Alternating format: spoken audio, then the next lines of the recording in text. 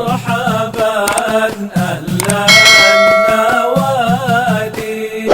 Nah, ilmu yang disusun oleh para ulama dengan prinsip tadi al-masyaqqatu tajlibu taisir, itu ada ilmu namanya usul fikih.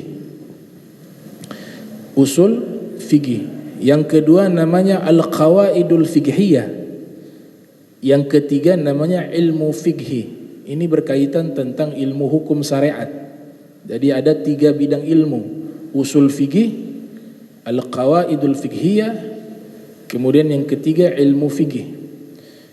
Usul fikih ini berbicara tentang manahiju istinbatil ahkam, metodologi di dalam pengambilan hukum. Dan ilmu ini bagi kita hanya teori, walaupun dia ustadz di zaman sekarang. Kenapa? Karena metodologinya itu dilaksanakan oleh mujtahid seperti Imam Syafi'i, Abu Hanifah, Imam Ahmad, Imam Malik, Sufyan ats-Tsauri, Al-Imam Lais Ibn Sa'ad, Al-Imam Auza'i, Al-Imam Abu Daud Az-Zahiri, dan imam-imam lainnya.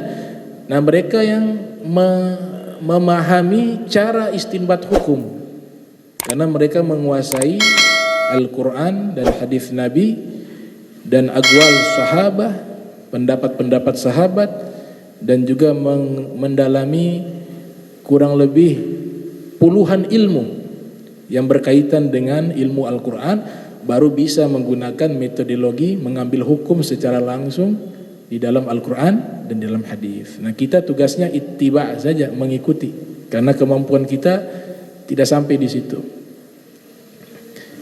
Kemudian kalau al-qawaidul fiqhiyah, kaidah fiqhiyah itu membahas rumusan pengambilan hukum. Jadi dia punya rumus-rumus di dalam menentukan satu hukum, itu nama ilmunya al-qawaidu al-fiqhiyah. Kemudian an-natijah min tadbiqihima, hasil dari 2 ilmu tersebut itu adalah ilmu fikih. Sudah jadi hukum, sudah memproduksi satu hukum tertentu. Nah, ini sistematika di dalam memahami bagaimana keluarnya satu hukum.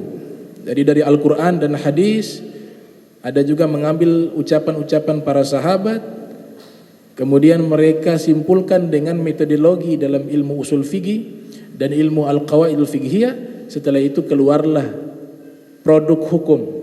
Produk hukum inilah yang namanya ilmu fikih. Makanya kalau kita lihat definisinya, logatan al-fahamu, fikih itu secara bahasa artinya faham. Secara etimologi, secara terminologi wastilahan artinya al-ilmu bil ahkami syar'iyyatil amaliyatil muktasabah min adillatiha at-tafsiliyah.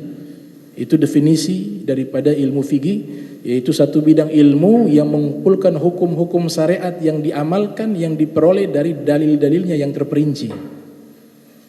Nah, begitu pentingnya ilmu fikih sehingga banyak hadis-hadis Nabi kita Muhammad sallallahu alaihi wasallam selalu menyebutkan dengan ilmu fikih ini. Begitu pentingnya ilmu fikih sehingga Nabi kita Muhammad sallallahu alaihi wasallam di beberapa riwayat selalu memberikan targhib, motivasi agar kita mempelajari ilmu fikih. Di dalam hadis yang diriwayatkan oleh Imam Bukhari yang lahir tahun 194 Hijriah, wafat 256 Hijriah, juga hadis ini diriwayatkan oleh Imam Muslim yang lahir tahun 204 Hijriah, wafat 261 Hijriah. Hadis yang masyhur, yang terkenal, Rasul bersabda, "Man yuridillah bihi khaira yufaqihu fiddin." Siapa yang Allah inginkan baginya kebaikan, Allah berikan dia paham dengan agamanya. Menggunakan kata faqaha yufaqihu, pemahaman fikih di dalam agama.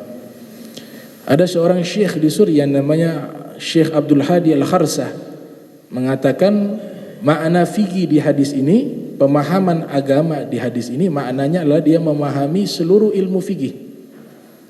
Baik fikih ibadah, fikih yang berkaitan dengan ibadah. Yang kedua fiqhul muamalah, fikih yang berkaitan dengan interaksi sosial atau fiqhul muamalah.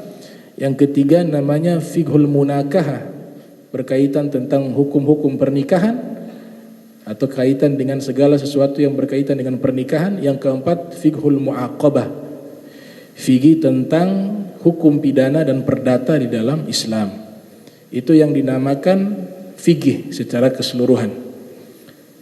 Hadis yang kedua berkaitan tentang fikih atau ilmu fikih, itu hadis yang dikeluarkan oleh Ibnu Hibban di dalam sahihnya. Rasul sallallahu alaihi wasallam bersabda, khiyaruhum fil jahiliyati khiyaruhum fil Islam idza faquhu.